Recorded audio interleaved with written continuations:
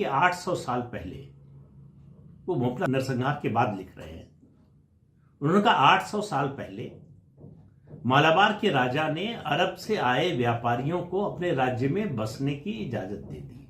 उनके मंत्रियों ने सलाह दी कि व्यापारी हैं, इनको बसने देना चाहिए।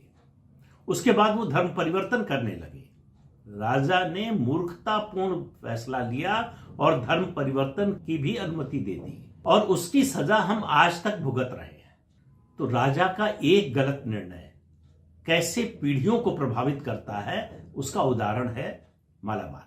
और हिंदुओं को लगता रहा, मालाबार के हिंदुओं को और देश भर में हिंदुओं को, कि ऐसे अत्याचारों से उन्हें ईश्वर बचाएंगे, ये ईश्वर के कारण हो रहा है, वही हमको बचाएंगे। और उन्होंने कहा कि यही कारण है कि हिंदू बढ़ते गए और उनमें से बहुत से मुसलमान हो गए।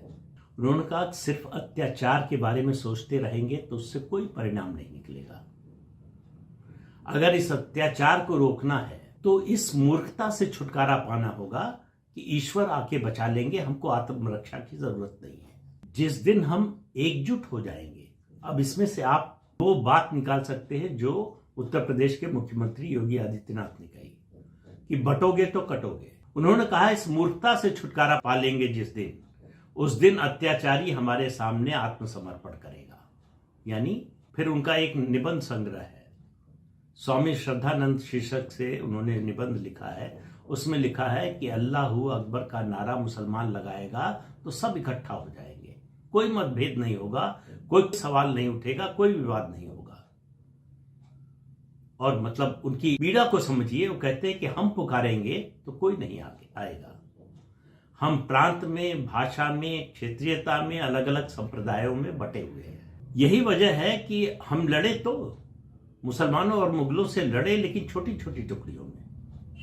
नतीजा यह हुआ सब मारे गए। जो उन्होंने नहीं कहा उसका इशारा यह है कि अगर एकजुट होकर लड़ते तो हमारी ये दुर्दशा न हुई होती। और फिर चेतावनी देते हैं उसी लेख में, निबंध में, वो कि अपने बच्चों के भविष्य के बारे में सोचिए। कमजोर कंधों पर अगर हिंदुत्व को छोड़कर जाएंगे तो क्या होगा, इसकी आप कल्पना कर सकते हैं। तो ये बहुत सी ऐसी बातें कही गई। अगर ये बातें जब उन्होंने लिखी थी, कही थी, उस समय से प्रसारित की जाती, हिंदुओं के बीच में जाती, कोई लेकर जाता उनको और समझाता कि गुरुदेव ने क्या कहा, तो आपको समझ में आता कि क्या करना चाहिए या क्या करना चाहिए था